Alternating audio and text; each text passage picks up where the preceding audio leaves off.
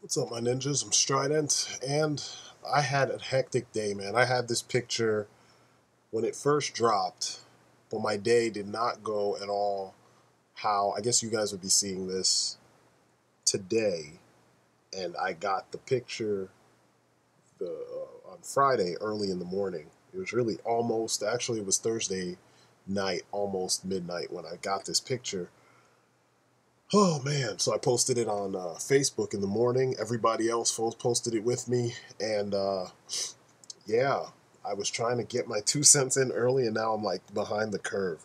But that's how it goes. But anyway, I figured let me give you my perspective on this because you guys know that I have not really been.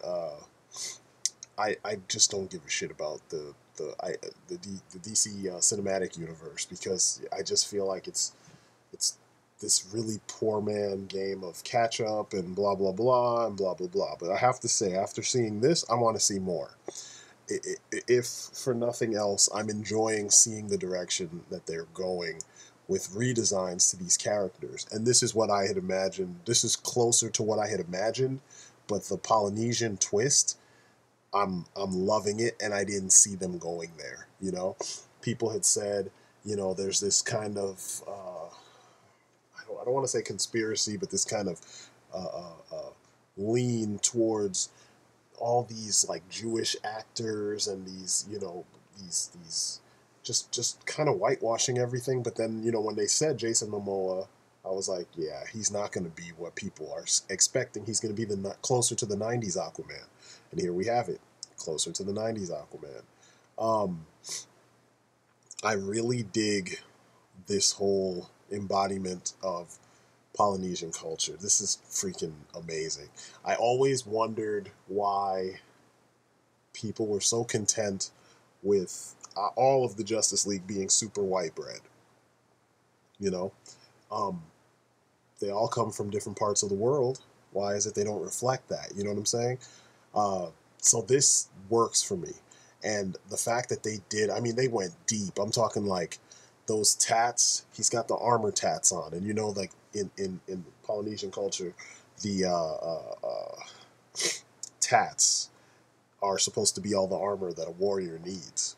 So the fact that they tatted the scales or the armor pattern that's on the scale mail that you know Aquaman technically is usually wearing, it's dope to see them put that on the skin so that when people are trying to shoot him and it's bouncing off, or if they try to stab him and it breaks because Aquaman has pretty damn hard skin, it'll be cool to see that it's the tattoos are the embodiment of what it is you're actually seeing, skin like armor. You know what I'm saying? And you're seeing that his tats are playing that part as opposed to that garish orange shirt, the scale mail. I always hated that shit. And I like Aquaman. I actually like him because I've read so many stories that are so badass that I was just like, despite the costume and shit, he's a pretty badass character. It's just that golden boy look never matched the attitude that the character has.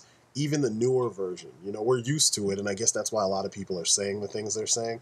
But you have to admit that this is not what we all saw them doing. You know what I mean? I didn't see that they were going to go in this direction, and to give us more diversity. Here's an area of the world that rarely ever gets outside of wrestling. You really never see Polynesian culture kind of put to the forefront in a badass kind of way. I mean, unless you study ancient martial arts, or I shouldn't even say ancient martial arts of the world. You know what I mean? Uh, so seeing this, I'm just like, wow, good show. And then to all the people bitching about the lack of color, seriously, guys, the first Batman picture was black and white. Man of Steel pictures were all, desaturated. It's a style. They're using that for the posters. You think in the movie he's going to practically be black and white? Like, seriously? What, wow, I almost, woo, wow, it's late. I'm sorry about that. What Zack Snyder movie does he not use, a decent, vibrant color palette? That's one of his strengths. So there's going to be color in the costume. I mean, come on, you can already see all the armor on his arms is gold. You can see that the lower portion has green in it, and Jason Momoa himself is kind of a tannish, brownish, like a light brown color in, you know, his skin. I don't. His hair is probably going to be blonde. You know what I mean? Like dirty blonde dreads, like brownish blonde dreads. I mean, just get over the lack of color shit. I keep hearing that come up, and it's like you can't clearly see that even the trident, which is going to probably be some kind of like silver or even a gold. It could even be bronze for all we know. It's just everything's washed out in this picture. That's the point. Either way, I don't give a shit. He looks raw. This looks like finally they figured out that like some things you need to move past it. This is a retake of or a redo of the or an adaptation of the 90s look before he lost his hand. So now when he loses his hand, it's done. He's already going to be completely badass. You know what I mean? So I like it.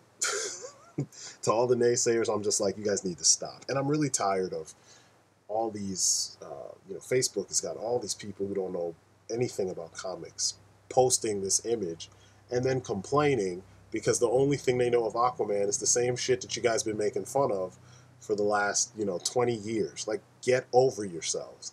Now he looks like he could kill your whole family and your whole generation and whatever. And if he stood up to, powerful badasses, he's not going to look out of place. Shit, he looks scarier than Batman does. Like, just, you know what I mean?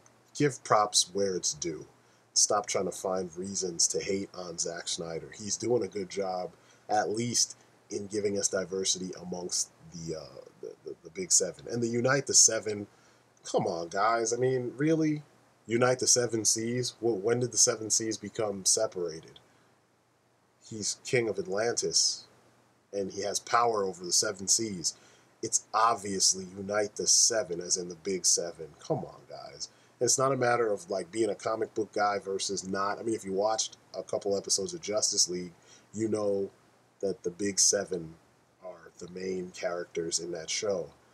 I mean, every episode had different stories, and sometimes the plot focus would move from character to character, but the best characters, the ones that everybody looked up to, are the Big Seven. Shit, I even did, that was what I got to work on, was artwork of the Big Seven when I worked for Warner Brothers. Like, it's the Big Seven, Unite the Seven, and they show you one character. And they're probably going to show, when they show Cyborg, it's going to say the same thing. It's a very simple, straightforward way to tie all these images together without actually saying, this is what they're going to look like in Dawn of Justice. You know what I mean? They can just use this as a campaign. It's getting closer. I mean, we're like a year away or something like that? A year or two away? I can't remember. I think we're a year away. So, yeah, come on, guys. Just with all the tech and all the information that's around, that part should be easier when it comes to figuring out what the fuck are all these, these little ads talking about when they do this kind of stuff. Be it for this or anything else. It's kind of easy to go online and just find, look at a couple sources and find it if you don't already know. And if you don't already know, just ask someone that knows a little something about comics or a lot about comics, especially DC comics, which I'm seeing that a lot of people don't know their shit when it comes to DC. But anyway, oh yeah, I'm impressed. I like it. I like it a lot. Imagine this as a really well done action figure. Shit, even if he was done in the Masters of the Universe style, this shit would be amazing. I can't wait to see what the figures look like. That's when I'll get excited, because then I'll have like a real good version of the Big Seven that fits the kind of aesthetics that, I would, try to put into the designs myself. Strangely enough, I've only done one design of Aquaman, and I turned him into a separate character.